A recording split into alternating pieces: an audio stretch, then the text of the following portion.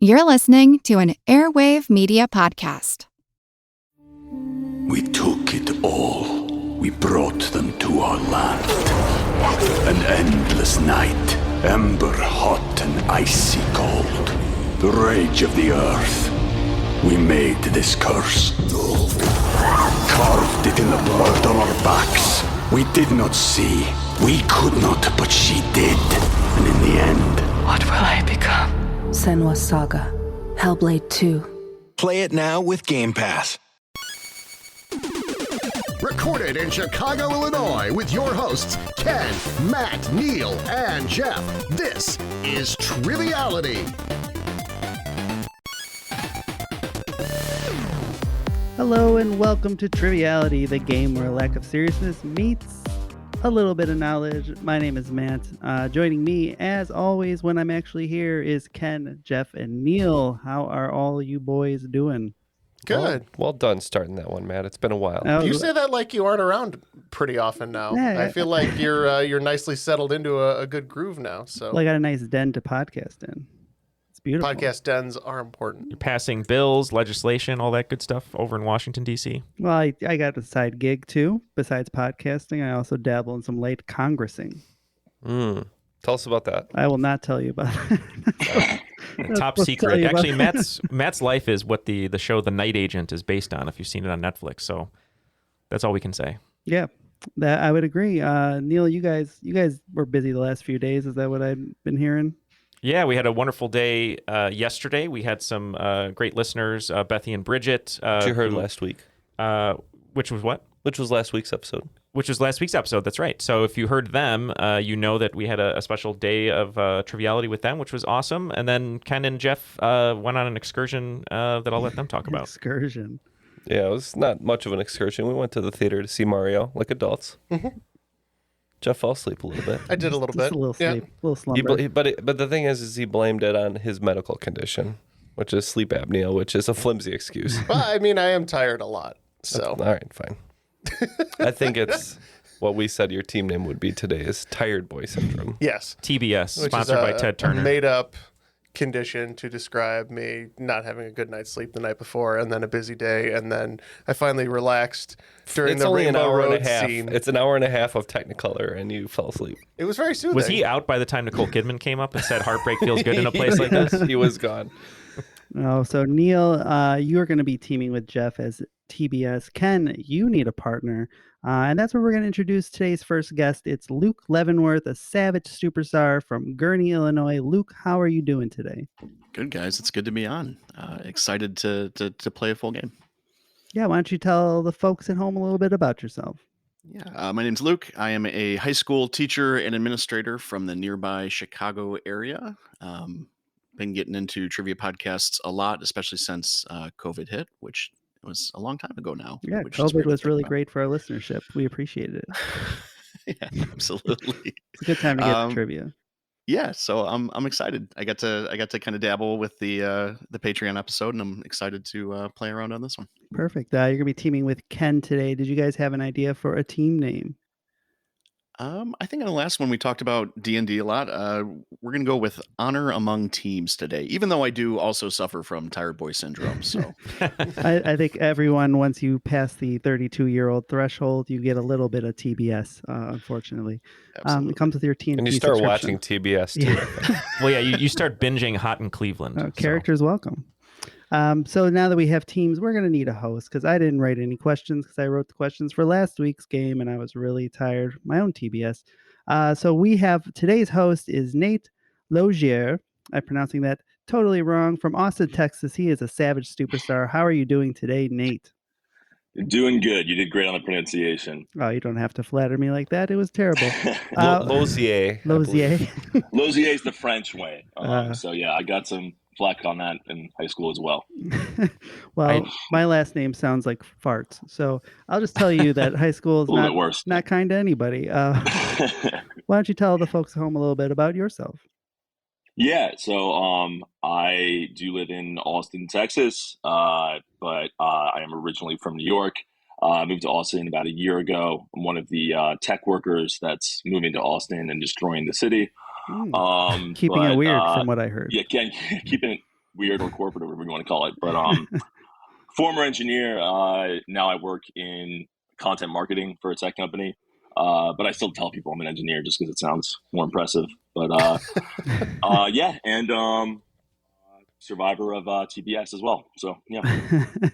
Well, I'm glad that you're able to finish the game despite that.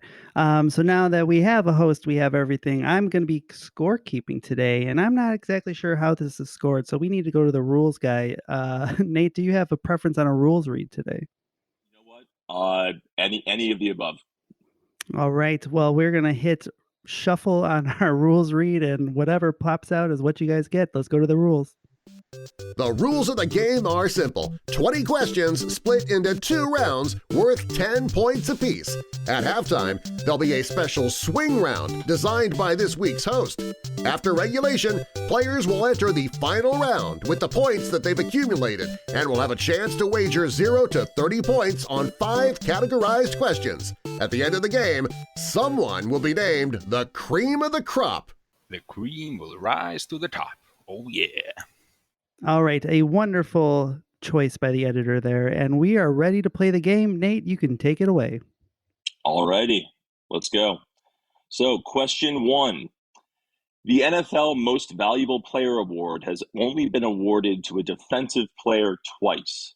Alan Page in 1971 and this linebacker in 1986. All right, so they're locked in. You think this is a Chicago Bear, maybe? I would definitely think so. The Fridge? Fridge didn't play linebacker, though. Well, I have no idea. This is like, who's the all Fridge? I knew. I've gone as far as I can go. I could go no further. Yeah, unfortunately, even though I live around here, I grew up spending time in Detroit. I'm a Lions fan. I apologize. We apologize. I'm sorry. Yeah, I for was that. say, don't worry about it. I think you got it worse. Not next year, I hope. Who's that angry football guy who's on the radio all the time? I mean, you got, in terms of Bears linebackers from that time, you got Dick Butkus, you have Mike Singletary. I don't know who would have won MVP. Richard Dent was in there somewhere. I think Dick Butkus sounds like a pretty prominent name. So maybe let's go with that if you think he's a linebacker. And I think even if it's wrong, it's still great to say Dick Butkus on air. I agree. So I appreciate that. We'll lock in with Dick Butkus. That is a great name to say on air. I believe he was probably getting massages or eating hot dogs in his backyard at that point. But yeah, we picked someone who is always great to play with in Tecmo Super Bowl, someone who probably had a little bit of assistance from a powdery substance during the 1986 season. So we said Lawrence Taylor. Yep. And the correct answer is Lawrence Taylor of the New York Giants. I'm proud of us for how far we got, though. Yes. I think with the Bears thing swayed me, but yeah, LT would have been a great guess had we even approached it. Awesome. Moving on to question number 2. Electrical engineer Dr. Andy Hildebrand won a Grammy in 2023 for what contribution to the music industry? All right, and Neil and I don't really have a solid guess, but we think we're in the realm somewhere, so we'll lock in. All right, I have a few ideas here. An electrical engineer obviously is probably winning a technical Grammy for certain inventions. I don't know if it has to be something that was like invented like this year. It could be like a legacy sort of technical engineering contribution. Okay. Grammy. And I was thinking maybe the dude who invented like the auto-tune. Oh. Yeah, that's definitely music related. That's definitely something that would require some amount of electrical engineering. The only thing I was thinking, and I didn't have a concrete answer, just kind of like a category would be something maybe accessibility related, I don't know, for hearing loss or things like that, but that I didn't get any more specific than that. So if I like auto-tune better than anything I had come up with. But. Yeah, I like your thought, but yeah, getting more specific would be maybe too difficult. But yeah, let's go with the auto-tune then. Sounds good. Yeah, originally talking about an electrical engineer, we didn't know if it was an amp or a synth or something but that seems like it would have been a long time ago. So we got something a little bit more modern. We said auto-tune. And the correct answer is auto-tune. Yeah. Well nice. Nice work. if you ever come into the studio here and you disobey the rules, we call in someone we call our electrical engineer, but he tortures you with a car battery. That's good to know. Yeah, just in case. And his name happens to be T-Pain. T-Pain pops in. That T stands for Testicle. Yeah. It is not the winner of the Masked Singer. That's T correct. stands for Testicle. That's right. That's great. Actually learning something today. That's good. Cool. TBS, T-Pain. That's a lot of medical terms. Right. All right. Question 3. On the day before his death, George Washington rode to his estate at Mount Vernon. He developed a cold and was bled by his doctors in an effort to cure him, which was common at the time. Within 5%, how much of Washington's blood was drained? I don't know how much blood that you need to be living at any... I think probably more than that. Yeah, the research is really, I don't remember the number, but the research is fascinating on this. The idea that his doctors probably killed him, just because of bad medical practices. But we should do everything that him and his buddies said we should do, right? Yeah, right. The document they wrote is perfect. Yeah. Jeff, I think we should just go with your answer because I don't know anything about blood. So. Well, we are within 0 and 100%, so we'll lock in. Yeah, I think any amount of blood over probably 20% would severely damage your immune system. Right. But I think it was in the 40s. 40 was the number that jumped into my brain. I don't have any sort of in on it except that you and I seem to be subconsciously agreeing. So let's say 45, and that'll get us all the way down to 40 and more. Okay, I like it. That's so much blood. I mean, we said 30, and I think that's horrifying. So we'll see. Alrighty. The answer is 40%. Wow. And it is true. That is too much blood. The science agrees. As Jeff was saying, there is some thought that his doctors did kill him by letting a little bit too much of his blood out of his body where it's not supposed to be. So I know when I'm donating plasma, if they accidentally take some red blood cells and can't give them back, they make me drink a Gatorade in front of them, really fast. Right. So maybe that's what they should have done with Washington. Just give him a Gatorade. If he could have only held out another 200 years for Gatorade. Washington, you need some electrolytes. See, Matt and I, we did a 10K once, right, where Fall Out Boy performed at the end at Soldier Field. And when we went there and we donated blood and they took a little too much red blood cells, they made us chug a Smirnoff Ice, which seems a little bit different. So we got iced and it was not fun. Alrighty, moving on. Okay, question 4. Despite only living to the age of 52, this American musician released over 60 albums. He's sometimes credited as the first to release a concept album with his album Absolutely Free. Neal and I have settled on a guess, and we will lock in. All right, so which way do you want to go on this one? Like a classical musician or instrumental musician, jazz musician maybe? That seems like somebody who could get a lot of albums out, or classic rock. Yeah, jazz of all of that seems the most maybe appropriate. I don't know. You've got people, and again, I'm bad with knowing if people are still alive with or not. So I mean, the jazz names that come to mind would be like John Coltrane or Miles Davis or right. Same here. If we went with rock, I would say maybe Frank Zappa. We could try that. Definitely lots of interesting music. And again, that's a name that I know and kind of have an idea of, but in terms of how old he was when he died, if he's still alive, I mean, I think he's dead. Yeah, I'm pretty sure. So let's maybe go with Frank Zappa. Yeah, let's try it out. Yeah, we were talking about Elvis, maybe potentially Prince. I don't know if Prince was that young when he passed away, but he was very prolific, and he definitely seems like a concept album kind of person. Wasn't cluing in on maybe jazz as a potential, but we locked in Prince. So Prince is a good guess. I'm sure he has released quite a number of albums, but this person did release jazz albums, one specifically called Jazz from Hell, and the answer is Frank Zappa. Nice work, Ken. Nice. Really? Wow. Yeah, it looks like Prince passed away at the age of 57, so we were close.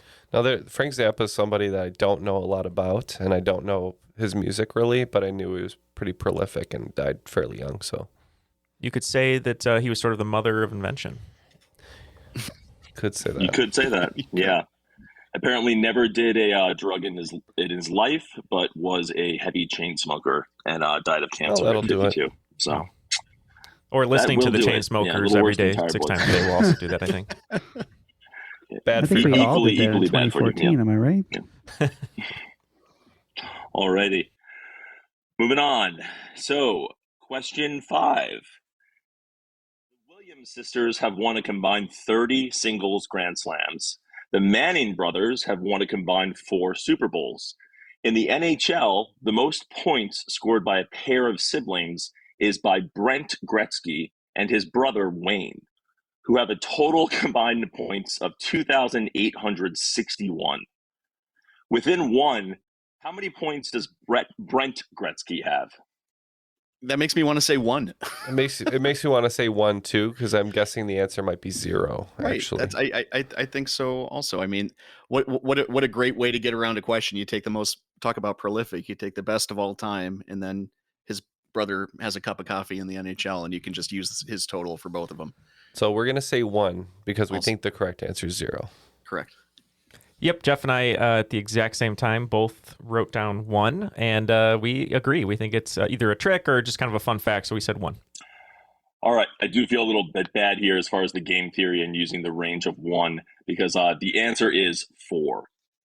All right, 5 questions have been up. We look at the screen here that you can't see, and Matt has been replaced with a stuffed panda. So the stuffed Literally, there's a stuffed panda in Matt's seat, and he's gone on an errand. Yeah, he's gone on an errand. He was disgusted by the stuffed panda, and it looks like he just body slammed it across the room. But I think what Matt was trying to say was he was going to give us a score update and tell us that it looks like Team TBS only has 20 points with honor among teams with 30. All right, question 6. This French mathematician and physicist is best remembered for his triangle, his wager, and the unit of measurement named in his honor. We are locked in. So in terms of this, I don't know if I'm going to lose my mathematics street cred here, but the only triangle I can think of would be Pascal, and that sounds French enough. It's not Jacques Isosceles. No, it might be Francois Isosceles, okay. but no, and this makes sense. I think a Pascal is a physics unit. Like I remember hearing a kilopascal. I agree wholeheartedly. Okay, and Pascal's wager is also a thing. So there you go. So I wrote down Jean-Luc Scalene, which I don't think it was word, and I also wrote down Pierre Obtuse, but Jeff seemed to know this one right away. Yeah, pretty familiar from philosophy with Pascal's wager and Pascal's triangle. And good thing you didn't fold under the pressure, guys, because I believe the Pascal is a unit of pressure. So that's what we said. And that is correct. It is Blaise Pascal. is Pascal's triangle where Amelia Earhart is? Perhaps. So going to question 7. As of 2021, this university has the lowest acceptance rate in the United States. Note, for the purpose of this question, we're defining a university as a college which includes graduate and postgraduate curriculums. So Neal and I were looking over a couple possibilities, and while we don't think it's the one with the lowest overall acceptance, we're going to lock in. All right. So are we looking, what do you think, like a medium-high Ivy League? Yeah, I mean, I wrote down some of the obvious ones: Harvard, Yale, Princeton. I threw in some of the California schools: Caltech, UCLA, USC. I know UCLA is pretty big, and I know USC is pretty selective. Something's tickling my my brain about Brown. Okay. Like maybe we've heard this before, like a while back. I don't know why Brown specifically, because I don't really know anything about universities. But is that a reasonable guess? Do you think? Yeah, I mean, Browns and Ivy. It might be a smaller school, which would be a reason that they let fewer people in. I don't have a problem with locking in with Brown. All right, reasonable guess. Yeah, Ken's a huge fan of Emma Watson, which is probably what made him think of Brown where she went. That's what it was. Of course. Yeah, well, I think that Princeton has a smaller overall acceptance. I think that Stanford rejects the most people, so we guess Stanford. All right, so no points here, although it was mentioned by Luke, I believe. The answer is Caltech, California Institute of Technology. So it was a California school. Now, as an engineer, Nate, what do you think about Caltech? Yeah, I didn't even bother applying to Caltech, but I did become very close to going to MIT. The only reason I didn't go is because I was rejected.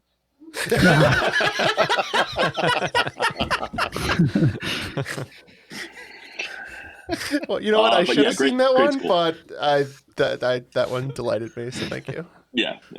But no, great school, Caltech. Obviously, also the Jet Propulsion Laboratory. They've done a lot of very interesting stuff. Yeah.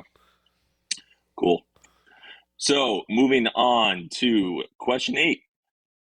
The human brain is broken up into 3 major parts. The cerebrum, the cerebellum, and the medulla oblongata. Which section controls memory? And for 5 bonus points, what is the name of this area of the brain? Jeff and I just watched the scene from The Waterboy that we love, trying to get to some information, maybe some clues. It didn't really help us, but it made us laugh. But we locked in with an answer.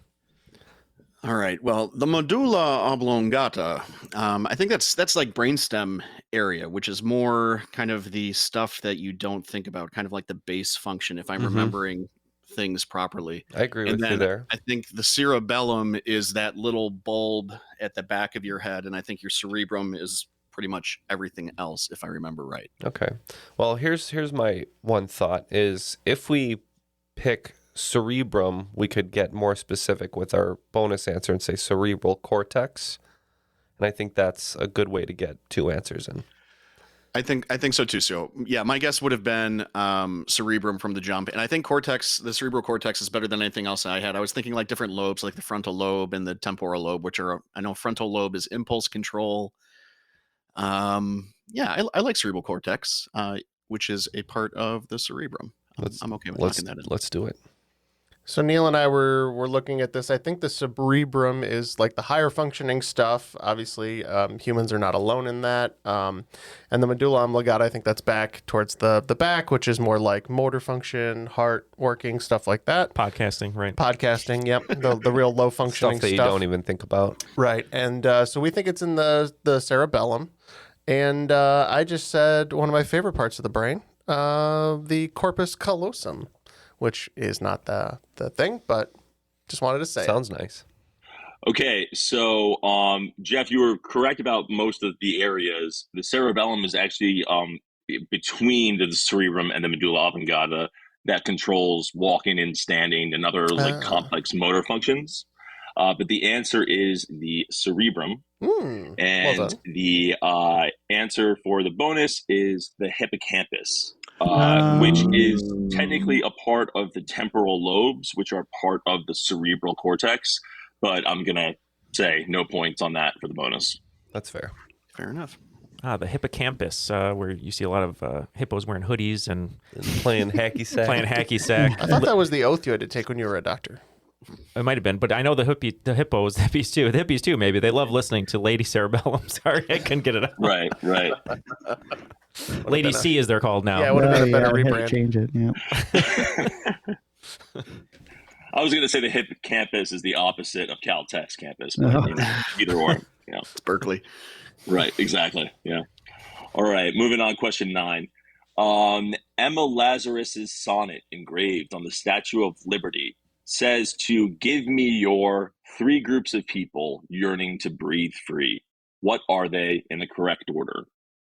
All right, so they're locked in over there, Jeff. I think we both kind of combined what I believe are the right terms. We've got to get the right order, but I remember huddled and tired masses, and you wrote down poor, which I think might be the first one. Yeah, I'm familiar with poor. So We're all do you want to familiar go with poor. I'm also familiar with poor. Yeah. huddled and tired masses? I like that, yeah. Yearning to break free from the teeming shore or some such? Sure. Okay. Luke? Yeah, I'm worried because I've been teaching. My son's a 5th grader, and he has to do these certain civics like checkpoints to move on in social studies, and one of them is memorizing this. So it's been a while since we talked about it. I think it's your tired, your poor, and your huddled masses. I think those are the 3 in that order. I'm definitely tired and poor. Sometimes I'm huddled, but what are the correct answers? Yeah, so the correct answers are you're poor, you're tired, you're huddled masses. I think I say we should get points here, not in the correct order. I did play test this with a group of friends, and I originally just had it as huddled masses, and they said that's way too easy, so I decided to make it all three. But I think we get points. Yeah, we're I'll a very take that. generous show. We just hand out points to everybody. Good try. take it. 10 points. All right, question 10. In the movie Fight Club, what are the two ingredients Tyler Durden tells, Tyler Durden, that he can mix in equal parts to create napalm? We're looking for two ingredients.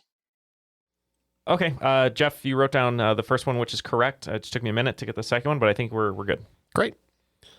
All right, Luke. So we know he's a soap maker. I was going to say lye came to mind. I don't know if that was one of them. Is it the same ingredients as the soap? Like if you mix it in a different proportion? It might be. Remind me what those two ingredients are, because I haven't seen this movie. Yeah, I said lye and fat. And lye. So let's just say it's the same ingredients. All right, so I think we're right here. I remember a while back for some questions, I was researching like fake movie chemistry because Breaking Bad obviously had to change all their chemistry, so you couldn't make a bleth, so you couldn't make meth. We're definitely not making any bleth. Right, but we want to tell the truth here, so we think it's gasoline and frozen orange juice concentrate. I think you're right. That is 100% correct. It is gasoline and frozen orange juice concentrate. I was prepared to give points for gasoline and orange juice or any, variation of that. But yeah, it is frozen orange juice concentrate. So is that real? Is that like... No, I couldn't imagine it'd be real. Oh, yeah, I'm sorry. You'd get gasoline with orange juice in it is what you get. Yeah, so Neal also had a good point. Apparently they did change the actual, what was in the book. I think in the book, there's some more accurate stuff. Same with Breaking Bad, right? They for television and movies, they change the actual ingredients because they don't want to get sued or they don't want people making napalm, whatever it may be. Yeah, don't want people making napalm. After the first round, we have concluded, and Team Tired Boys doing pretty okay. They got 50 points, and honor among teams with 60, so a slight lead going into the swing round. So for the swing round, I'm a big Jeopardy fan, and a lot of the best before and after questions are ones I've heard on this show over the years, I guess. And I decided to do it just general before and after. So across the board, no theme other than before and after. So I'll just kick it off. So number 1, a small landlocked country between France and Spain goes on adventures with her monkey friend in this Nickelodeon show. Number 2, Muppets creator goes on a killing spree. A Muppet dog told him to do it.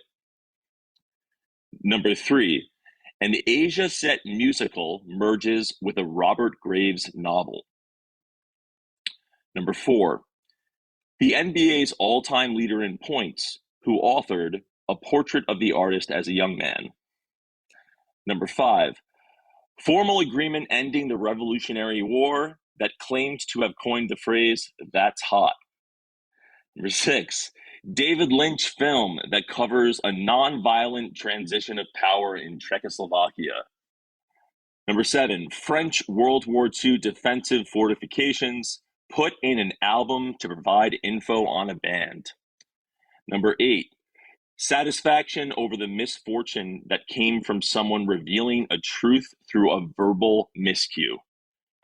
Number 9, name for the group that picks the president, vice president, and pope. And number 10, Capitol Hill newspaper that's also a Jack London novel about a dog. We have our before and after questions, and we'll be right back after these messages with our answers. We took it all. We brought them to our land. An endless night, ember hot and icy cold. The rage of the earth. We made this curse. Carved it in the blood on our backs. We did not see. We could not, but she did. And in the end... What will I become?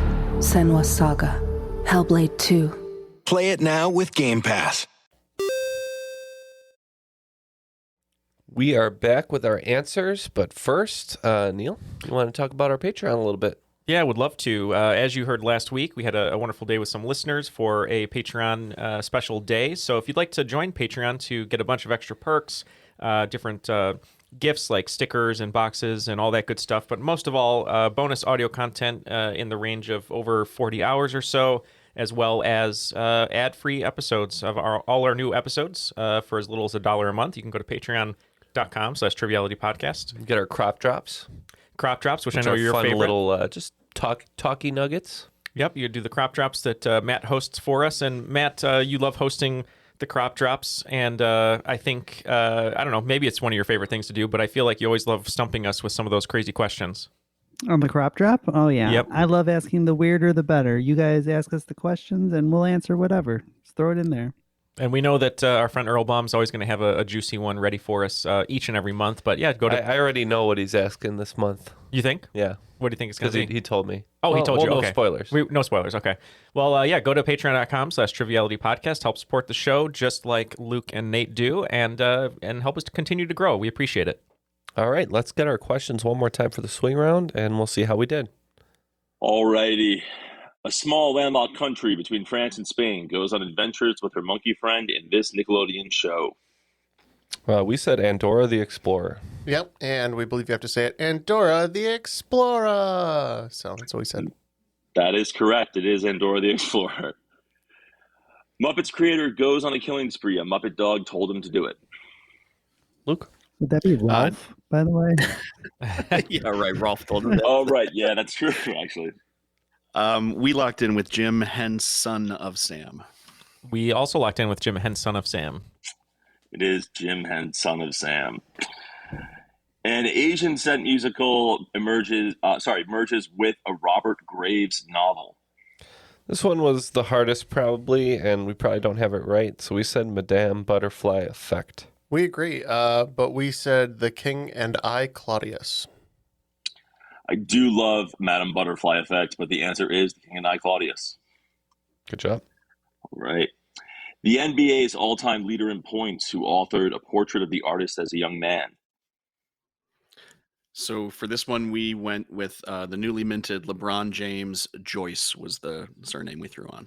Yep, we preferred to have had an answer with Kareem Abdul-Jabbar in it, but we said LeBron James Joyce.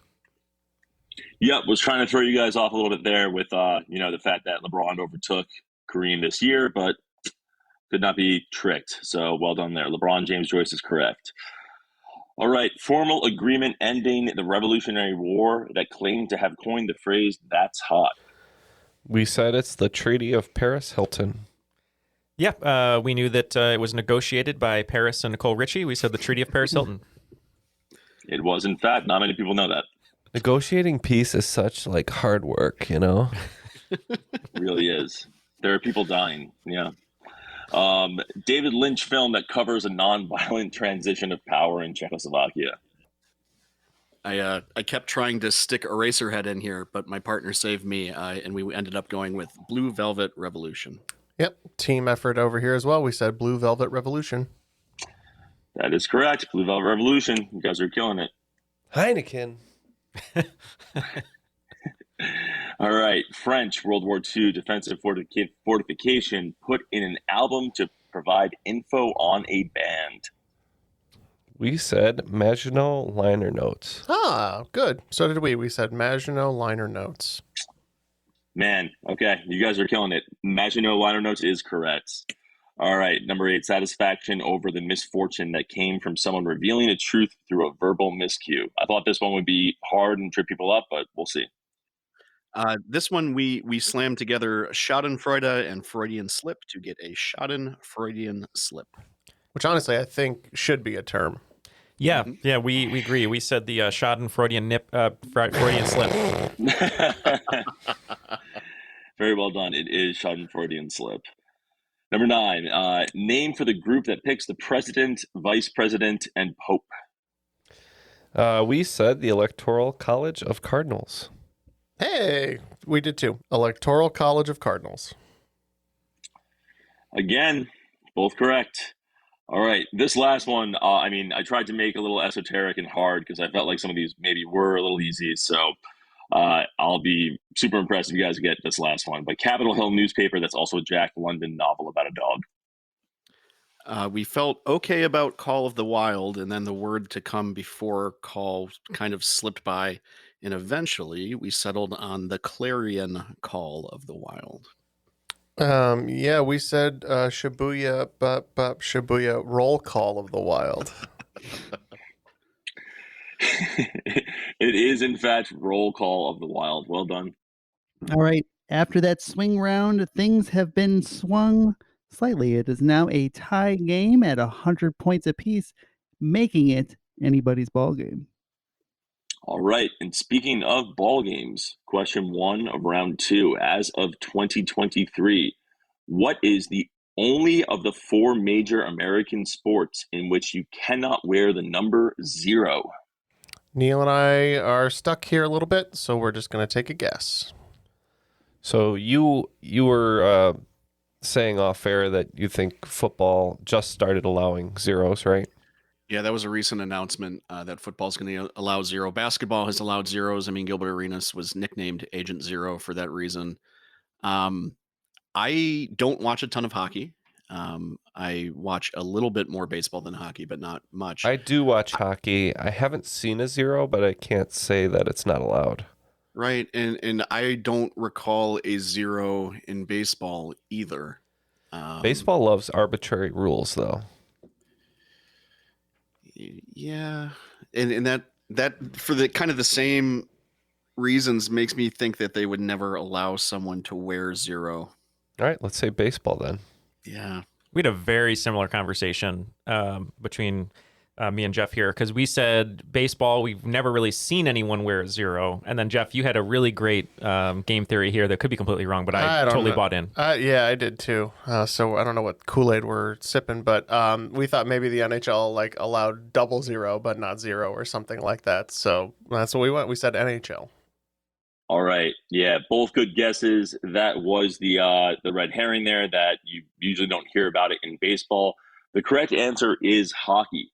You cannot wear 0 in hockey. Apparently 0 and 00 screw up with scoreboards and stat systems. It's like a Y2K situation over there in the NHL. So, but there is only one player in the MLB who wears 0. It's I'm not a big baseball guy, but Colorado Rockies pitcher Adam Ottavino. So, yeah. I like the 00, the very rare 00 in basketball. Olden Polonies, my favorite. All right. Moving on to question 2. Atoms have multiple shells of electrons. How many electrons can occupy the first shell? You said the first shell, Nate? That's correct. I'm almost 100% confident that it's 2. It gets bigger, like as you get farther and farther out, more and more are allowed. But I think for at least the first, and maybe even the first couple, I think it's just 2. Okay, it's been a while since I've been in even a semi-advanced science class, so I'm gonna leave it to you. There's P's and S's and all that stuff, and I believe 2 is the right answer. Yep, I think the orbital shells track with the number of elements in each row. So the first one would be 2, the next one would add an additional 8, and so forth. So we said 2. That is correct. It is 2, and correct for the reasoning for Jeff. Yeah, 2 for the first shell, also known as the S shell. All right, question 3. In 1851, the New York Times was founded to represent the views of this party. That didn't last much longer. Neal and I agree, and we will lock in. All right, so 1851, were the Whigs still around and kicking? Yeah, potentially. I mean, you've got some of the older kind of popular parties, I guess. Then you have the Whigs, you have the Democratic Republicans. I don't know if Lincoln founded the Republican Party, but he was the first Republican candidate, I think, for president not much later. So I don't have a real good in after that. I think that might have been the death knell of the Whigs. Okay. That would be my one guess. Yeah, I don't have a problem with us going with the Whig Party. Yeah, we agree. A little trivia nugget that I remember is there were 4 Whigs who were president, but they were only ever elected twice because both of the second and the fourth got in by the former dying. Yeah, we guessed the Whigs. Pretty sure that was about the end of their run. You guys got it. It was the Whigs. All right, moving on.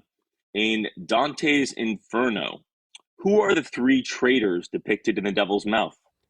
Now, Luke, was Trader Joe in there? Maybe later on, so I think I've got 3. I definitely have 2. All right. Well, we'll lock in with what you think because I have no clue. Okay. So the first one, I think, if it's Dante, we're talking about hell. Yeah. Judas has to be in there, right? He betrayed Jesus. I mean, that's like betrayal number 1. Sure. I don't know if he would have any sympathy for Caesar, but Brutus was a pretty sweet traitor. Yeah, Brutus would be good. Benedict Arnold, but that's not going to be in there. I was going to say, I think that might be a little too American. modern. Too modern. Yeah. Judas, Brutus, and Benedict Arnold does sound like a fun band, though. Judas, Brutus, Benedict Arnold walk into a bar. Judas, Brutus. Oh, sorry. It sounds like Ronald McDonald's crew. Judas, Brutus, and Butkus. Yeah. So who's another famous traitor? Famous traitor. Vin Diesel in what's the movie, Ken? Boiler Room.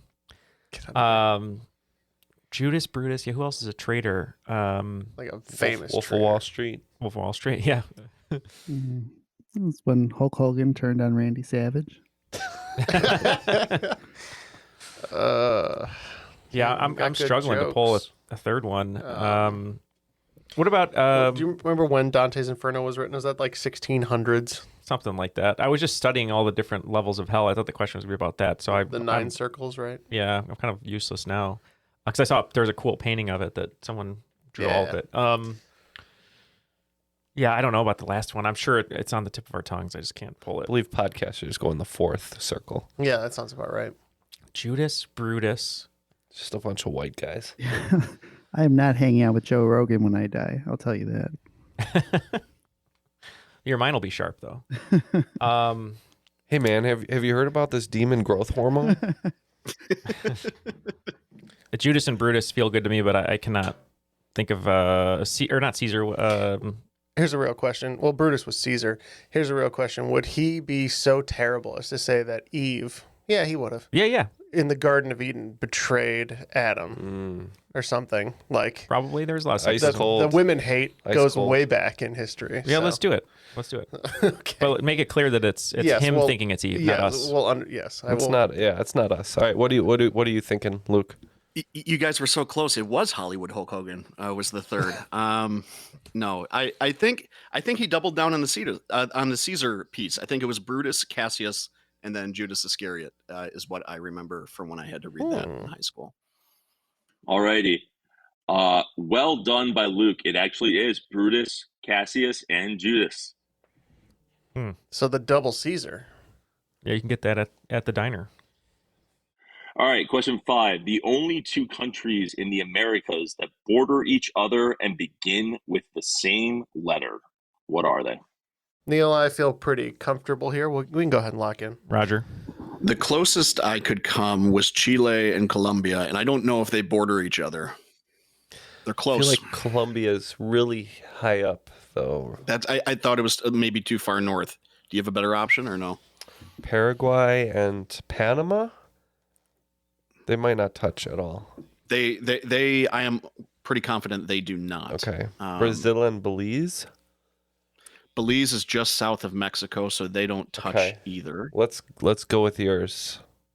Yeah, I do think so. Suriname no. Suriname's with Guyana and French Guiana. I'm proud you know about Suriname, though. It's one of the hard ones. All right, let's go with yours. All right, Chile and Colombia, don't feel good about it. All right, and we said Brazil and Bolivia. All right, both good guesses there. The answer is Brazil and Bolivia. All right, and with that correct answer, the TBS boys pull ahead. It's 140 to 130 going to the back half of the second round. Alrighty, next question. Held in 1857, America's first national landscape design contest was for the creation of this place. All right, so I know that Arlington National Cemetery was established shortly after the Civil War, but I don't know if like the planning stages were in effect before the Civil War. So, that makes sense. I'm gonna give you another option, kind of out of left field. We were just down in St. Louis, and the Gateway Arch was the winner of an architectural design contest about that time. And by about that time, I mean maybe a little bit later than that. So I think just by recency, that's sticking in my head, and We could I'm go not. with that. So you can choose what you think. No, I don't want that power. The thing about this is I don't care if you're wrong. So I know. Oh man. All right, make the call, please. I'm comfortable with anything you say at this point. all right, we're gonna go with the Arch. Yeah, we played a little bit of game theory. Nate told us that he grew up in Westchester, which is just a city that I always hear in every movie about New York, where people say when they're from the suburbs, they go, "We're from Westchester." But we thought maybe he went to New York and he strolled around Central Park for a bit and learned about it. So we said Central Park. Oh, that is well done. It is Central Park. Nice. Is that So we weren't gonna get it no matter what. So good conversation on your end, though. I was almost kind of believing we should have changed our answer. All right. Next question is in presidential trivia, which I believe Jeff is a favorite for. When this president and Ken, sorry. When this president and his wife didn't want to be understood by others, they spoke to each other in Chinese. Ken, do you have any inkling on this? I really don't. I don't know. I can't picture any of the more modern presidents knowing Chinese.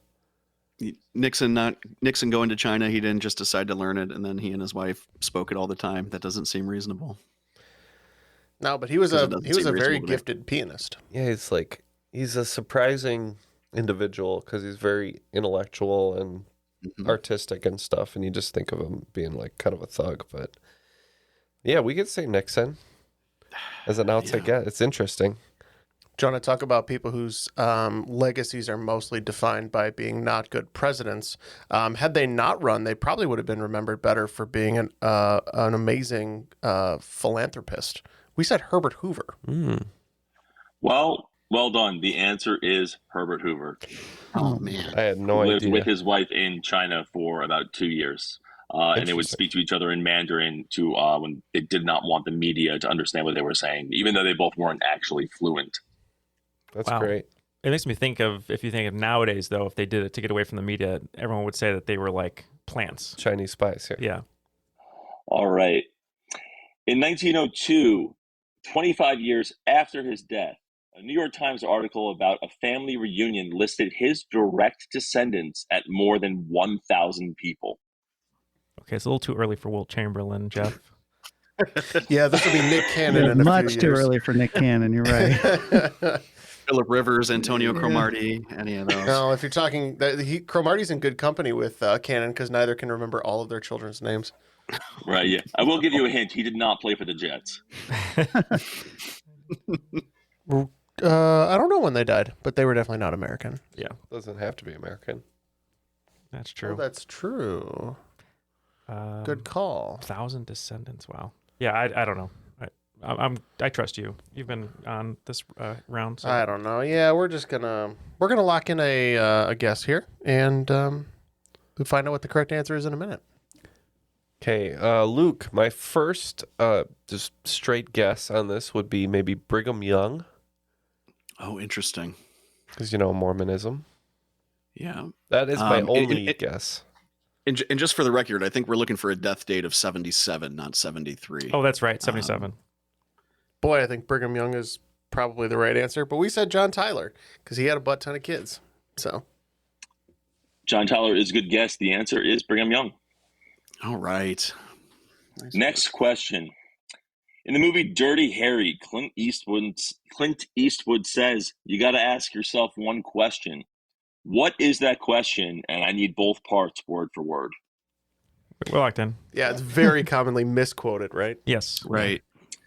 That's correct. But yeah, so I should have known better, I guess. So it's, do you feel... Oh, no. It's not, do you feel lucky? Right, that's the misquote. Did I fire 5 shots or 6? Okay. And then later he says, do you feel lucky? Okay. All right. I can't refute that. Yeah, I just know it gets misquoted all the time, but I've never taken the extra step to, figure out what it really should be. So yes, it is misquoted. Everyone always says, do you feel lucky? But it's actually, do I feel lucky? Yeah, we need both parts. I'm trying to think of how to say that. Oh, so I think I know what you're saying. So if he you goes, were to say yeah, one part, there might be a second part following that part. So yeah, you've got to ask yourself one question. Do I feel lucky? Well, do you, punk? Okay, sorry. And I'm sorry, Luke and Kennedy, you guys giving your answer. We said, did I fire 5 shots or 6? So Got do it. you feel lucky? All right. So both good answers. The part of did he fire 6 shots or only 5 actually precedes this part, but the actual quote is, do I feel lucky? Well, do you, punk? So points for Neal and Jeff. No surprises there. Yeah, he goes, and I couldn't remember in all this confusion. Did I fire 5 shots or 6 shots? Yeah. All right. Final question here. Oddly, mining of this rare earth element with a geographic name, atomic number 63, is mostly in Asia, with some in South America and Australia. I think it would benefit from talking it through, but I have a guess, but maybe not. Let's go. I don't have I only wrote down 3 with geographic names, so, and I don't know which one. So why don't you go ahead and lock in with your best guess? So Jeff, I don't know anything about elements or atomic numbers. I've just been writing Asium, Americanum, Antarcticum, Europatide, Europium. So it's funny that you should say that, because the fact that he chose Asia with some in South America and Australia makes me think that I wasn't really looking for things like germanium or indium or californium. I was thinking maybe it would be continental based. So I did think we should go with europium. Yeah, my internal conversation was pretty similar. I came down between europium and americium. I don't know how to pronounce that one. But because the clues kind of all seem to be specific continental continents, and because America was mentioned in one of those, I ended up locking in with europium. Yeah, so I believe it is americium, but who cares at the end of the day, right? But the answer is europium. So nice. Well done by both teams. Yeah, I remember in high school, I memorized the Elements song, which some of you may be familiar with. As a high school teacher, maybe you know about it, Luke, but for 5 extra points on a chemistry exam. And unrelated, but I did not have a date to prom. So. It's really strange that you should say that. I also did not have a date to prom, and am also a prolific listener of Tom Lehrer. So, all right, after the second round, TBS went on a bit of a run there in the middle, only getting 2 wrong the entire round, taking their score to 180. Honor among teams, sticking around. They're up to 150, getting 5 right that second round. So wagering will be interesting. All righty. So for the final round, the categories are the Oscars, geography, the Middle Ages, pop culture, and classical music. The wagers are now locked in. Let's get the questions. All right. Question 1, the Oscars. This actor has never been nominated for acting. He won, though, as a writer for 1997 and as a producer for 2012. Question 2, geography. On the initiative of Senator Patrick Leahy, in 1998, it was designated as the 6th Great Lake. Question 3, Middle Ages. Some say the Dark Ages began when Byzantine Emperor Justinian closed this city's school of philosophy in 529 AD? Question 4, pop culture. What former celebrity couple announced their divorce by calling it a conscious uncoupling? And question 5, classical music. Perhaps the greatest composer of German songs, he died the year after his hero, Beethoven. Those are the questions. We'll be right back after these messages with our answers and see who will be today's cream of the crop. All the answers are locked in and we're back. So let's find out who will be the cream of the crop. All right, here we go. Question 1 in the Oscars. This actor has never been nominated for acting. He won, though, as a writer for 1997 and as a producer for 2012. Yeah, we thought maybe he would get a nod for playing the bat, but not so. We went with Ben Affleck for 30 points. Yep, was proud of Jeff. He wrote it down right away. And if you are near a theater, go check out Air. It's very good, directed by Ben Affleck. And that is correct. It is Ben Affleck for Good Will Hunting and Argo.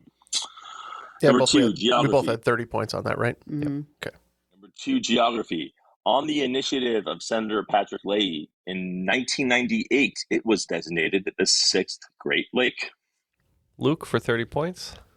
Yeah, we didn't think it could be anything else except the Great Salt Lake of Utah. I remember 10-year-old me thinking that I would have to remember this in the future, but I don't think it ever came to pass. I think this was a little pet project because Pat Leahy is from Vermont. We said Lake Champlain. It is the lake that sits between New York and Vermont, Lake Champlain. Game theory worked for us again. Oh, it wasn't game theory. I knew that one. You're just smart. Okay. No, I seriously remember thinking, right, looking at a map knows. and being like, the Great Salt Lake's way bigger than this. Why would anybody want to make this another Great Lake? Jeff, smart and No, humble. how did the headphones fit on his big giant brain? That's what the logo is. It's Jeff's giant brain and the headphones struggling to fit on it. I just thought that was a CPAP machine, but that makes sense, I guess, too. All right. Question 3, Middle Ages. Some say the Dark Ages began when Byzantine Emperor Justinian closed this city's school of philosophy in 529 AD. For 30 points, we thought there was no more thinking in Athens. Yeah, for 15 points, we thought this was Plato's Academy in Athens. So I honestly just took this question from JeopardyArchive.com, and it is Athens. Justin Timberlake's debut album called Justified initially was Justinian, but it tested poorly. Next question, pop culture. What Justin Timberlake album? No, I'm just kidding. What former celebrity couple announced their divorce by calling it a, quote, conscious uncoupling? So for 30 points, this is, I had a memory of this being Gwyneth Paltrow and then Chris Martin, her husband, or no longer her husband. Yeah, we're assuming now with things that we've learned recently that maybe they broke up because it interrupted one of her ski trips. So we said Gwyneth Paltrow and Chris Martin. Yes, they broke up whenever they, slammed together on a ski trip. But it is, yes, Gwyneth Paltrow and Chris Martin. And she was found innocent of that. Not of the goop stuff, but, at least for everything else. Yeah, I was going to say right. her and Martin, they didn't want to really get into the goop of their relationship, so they consciously uncoupled. We're currently working on getting some Rejuvenation eggs as a sponsor, so we'll see what we can do. Yeah, I have some extra candles. We have to use them a little differently, though. Yeah. All right. And the final question, I heard you guys going back and forth on this. There were some really good thought processes going on. Classical music, perhaps the greatest composer of German songs. He died the year after his hero, Beethoven. So for 30 points, we had a rough timeline on when Beethoven might have died. I thought Wagner might have been too late. So we were thinking Handel, we were thinking Mahler, we were thinking Brahms. But eventually we thought maybe that Beethoven died later and that Wagner died young. So we said Wagner. Yeah, this one we were back and forth a ton.